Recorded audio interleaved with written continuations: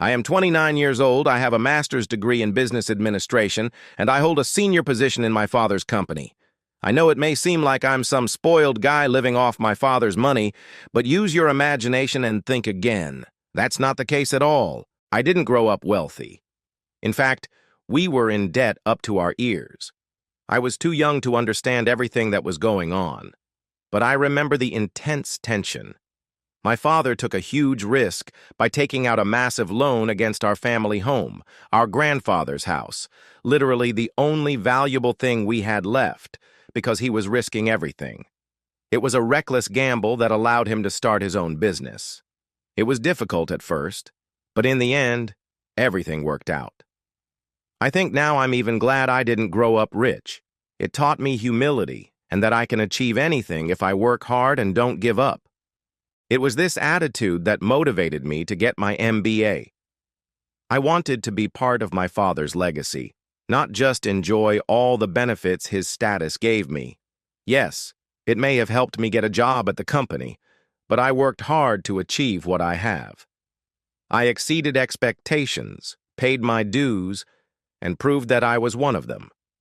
Now my family is financially secure, and I am proud of what we have achieved. I was deceived, so I am very cautious when it comes to money, especially in relationships. It's hard to tell who loves you and who loves your lifestyle.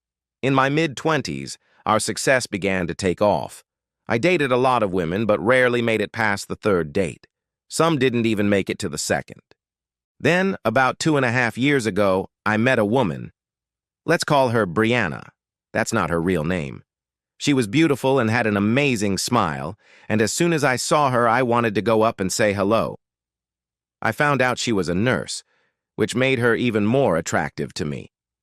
I've always had a lot of respect for that profession. I went against my instincts and asked for her number, and once I had it, the game began. I've never been weak when it comes to love. I don't get involved until I can see a future, she said. So from the beginning, I was cautious, trying to figure out if she was interested in me or my wallet. But Brianna seemed genuine. She was smart, funny, interesting, everything I wanted. And after a couple of years, I proposed.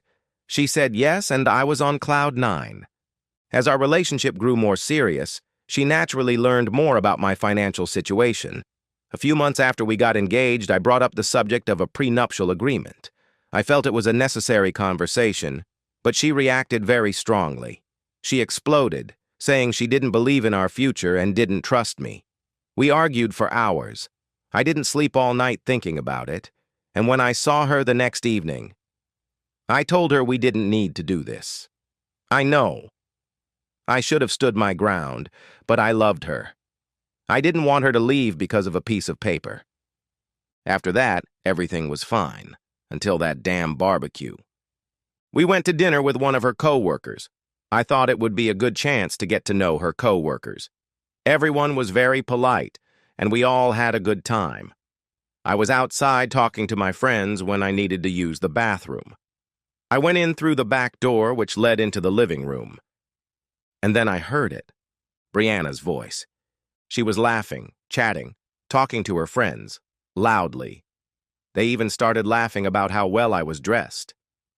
Then the conversation turned to how expensive my clothes were, and then to my finances. One of her friends said she was lucky to have such a rich boyfriend. And Brianna replied, "He's 10 cents and 5 cents, that's all he is. Honestly, the best thing about him is his money, and he has a lot of it." They laughed, and they continued, "He wanted to sign a prenup. Of course I refused. If things go wrong, I'll take my money back." That moment broke me. I didn't even want to go to the bathroom anymore. I acted like nothing had happened, but inside I was falling apart. When we got home, she realized something was wrong, but I didn't say anything. I waited until she fell asleep. This was a few days ago, and I'm torn. I once believed she was the perfect girl for me. I'm not sure if I'm engaged to someone who loves me or someone who is using me as a financial plan. My heart says, talk to her, but my head says, run. A week or two after the barbecue, I sat Brianna down. I told her we needed to revisit the prenup discussion. As before, she flew off the handle. This time, even worse. She said I didn't trust her, and again accused me of not believing in our relationship. I wasn't defending myself, I said calmly, but my father's name and our family business. But she wouldn't listen. Finally, I asked her, "Will you marry me if there's a prenup, and that's not up for discussion?" Without hesitation, she replied, "That would probably mean I'd have to think about how we could continue living together." That was all I needed to know. Then I explained why I had brought up the subject a second time. I remembered a conversation she had had at a barbecue with her friends who were nurses. She tried to pretend she didn't understand what I was talking about. But when I repeated her own words about my money being the best part of me and how she had laughed and joked about benefits, her hands began to shake. She didn't deny it. She didn't try to explain. She turned to me and cried. I told her there would be no wedding.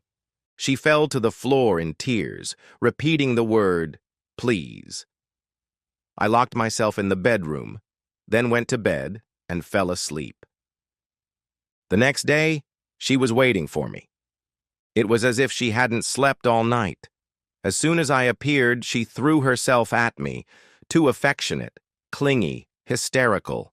I pushed her away coldly. She mumbled, trying to explain to me what I had heard at the barbecue. She said it was just gossip girl talk, and she didn't really mean anything by it.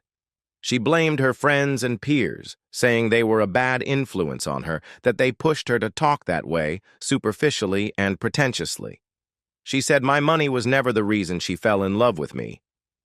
Maybe that was true at first, but in the end, we both knew what it was. She loved that lifestyle more than she loved me.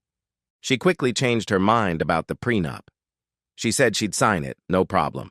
She insisted it wasn't about the money. But by then, I didn't know what to say to her anymore. I gently took her hand in mine, looked sadly into her eyes, and slipped the engagement ring off her finger. I had paid a fortune for that ring. It was unworthy of someone who saw it as nothing more than a means to get rich quick. It hit her hard. She burst into tears, but in the next moment, her tears turned into a torrent of insults. On the slippery slope of, "You made me angry," I let out my venom. She called me ugly. She said I had no charm and hurled every curse word she could think of at me. Then she called me gay and admitted that she had slept with some guy she picked up at a bar just because she wanted to. It didn't matter anymore if that part was true. And then the knife. "The only thing good about you was your money," she spat. "I wish I had drained you of every penny." She was falling apart. She was throwing everything she believed would hurt me the most at me. In the middle of it all, I couldn't help but laugh, some absurd expression of how far she had gone. And then she started throwing things, pillows or clothes, nothing dangerous. I took off my cold mask and locked myself in the bedroom. I heard her screaming, banging, breaking everything in sight for over 2 hours. Then it stopped, I poked my head out, and she was gone. And the apartment? Completely trashed. I was furious. But beyond that, I felt that I had done the right thing. I just knew that I had made a wise decision. I took pictures of everything she had broken, and thanks to a hidden camera I had installed in the apartment, I was able to record everything on video. Then I packed my things for one night and went to a hotel. I couldn't stay in that war zone. And then I told myself that this would be revenge. I went to her Facebook and Instagram, found where she announced her engagement, and wrote the following comment under each post. "One more message. The wedding is off.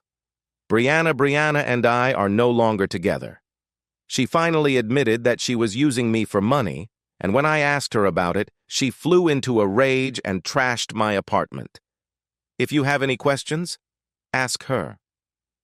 I knew how much she cared about her appearance. It was so satisfying to watch her fake Instagram life fall apart. Then I wrote my post. I shared photos of the destruction, as well as a few short videos of her hysterics captured on security cameras.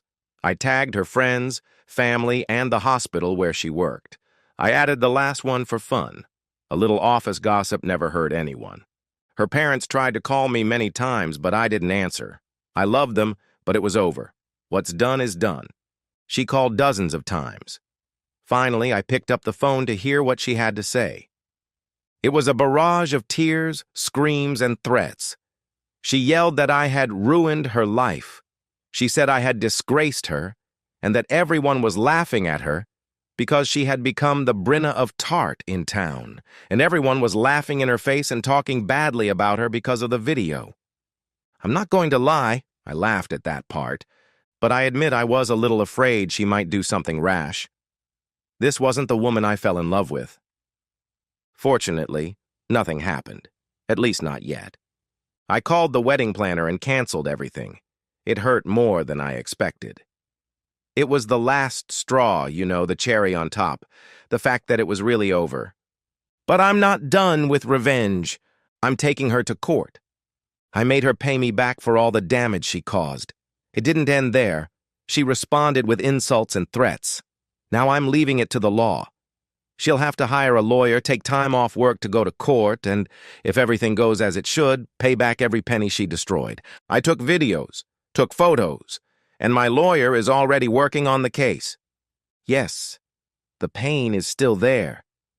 I really believed in us. But I'd rather feel this pain now than... And for those who were interested in how it ended, I won $987 in small claims court. That covered the damage to my apartment, the hotel expenses, and professional cleaning. She paid me. I was working with a trainer who told me I was worthless if I lost my money. The irony was delightful. Maybe she should have been the one to ask for a prenup.